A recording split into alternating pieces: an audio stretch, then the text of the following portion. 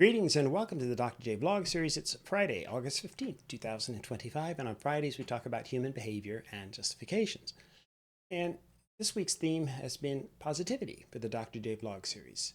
So if it were simply a matter of personal choice, who wouldn't choose positivity over negativity?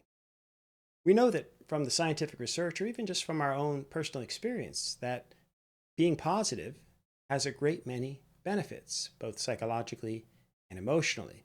And if you're positive and optimistic, that usually yields a great many social benefits as well in terms of attracting more interest, more people, etc. But I want to add a small twist to the equation. While I don't discount the importance of being positive and the links to personal happiness, I'll caution against just, dare I say, mindless positivity. In other words, if you're positive no matter what the circumstances, then that might just be a kind of a coping mechanism. But it might not always be appropriate either, especially if you're in a situation that calls for empathy. For example, someone's just lost a loved one and they're deeply upset, they're grieving. You wouldn't just foist your positivity on them at that particular moment. You'd be truly insensitive if your response was something like, well, look on the bright side, at least you don't have to look after such and such any longer. Or can you imagine if someone's lost their child and the eternal optimist saying something like, well, on the bright side, think of all the money that you're going to save over the next 10 years. Of course, we wouldn't do that. In short, don't just be focusing on the positivity all the time and mindlessly, shall we say. That is without considering the context or the situation. And sometimes social context and the use of positivity demands a certain level of restraint. So if you're just being positive then, just for the sake of being positive, and that's all you hope it to be, that's all you want to do all the time, then that's actually not the best recipe in terms of long-term happiness and contentment. So for example, some people like to smoke or they like to drink or what have you, and that makes them feel better or it gets them high. But is that the real purpose in your life? To get highs or to just be positive all the time, no matter what? And at the recreational level, it's probably fine for most people who have a drink or two once in a while or smoke some weed at a party. But my point is that's not going to lead to lifelong contentment and happiness. And just maintaining a positive outlook all the time or every waking moment is not going to solve all your problems. Sure, if it's a choice of being positive versus being negative, I would definitely recommend the former almost every time. But here's the key point. Yes, pursue positivity regularly and work towards becoming a positive person in general. In addition, however, there's more to the story. The research suggests that those who benefit the most and display the healthiest dispositions and attitudes are those who pursue both positivity and meaning in their lives. That is, the research actually reveals that prioritizing positivity facilitates the cultivation of positive emotions, and that's a good thing. That sort of opens the door. In addition, such positivity ideally should be paired with prioritizing the meaning of your daily activities. In other words, just practicing being positive or having a positive mindset, that's a good start. But to really reap the benefits, you have to explore and reflect upon the chosen activities. What am I doing with my life? And do I find what I'm doing useful and or meaningful? And if you attend to both dimensions, then that'll yield a fuller and much more sustained sense of well-being. And then that in turn influences the positivity of those around you as well.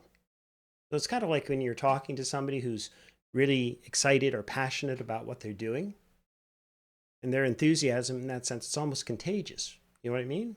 I don't know about you, I love talking to people about the things that they're really into.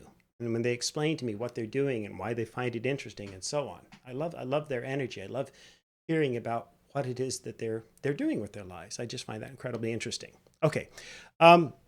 Anyway, and then there's additional research that indicates that by actively organizing your daily routines to include activities that are oriented towards both meaning and positivity, individuals can learn which activities are particularly meaningful and enjoyable to them.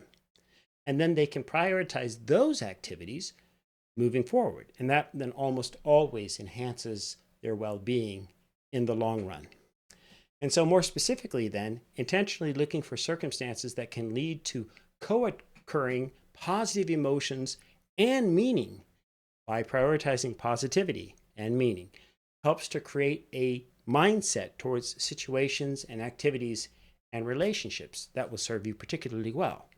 And then people will find that they're more aware of exactly what it is that they appreciate about different situations and circumstances and people, and in turn, they will more readily express gratitude for their daily lives and relationships. So that's the message in a nutshell of today's vlog. Cultivating a positive mindset is part of the equation.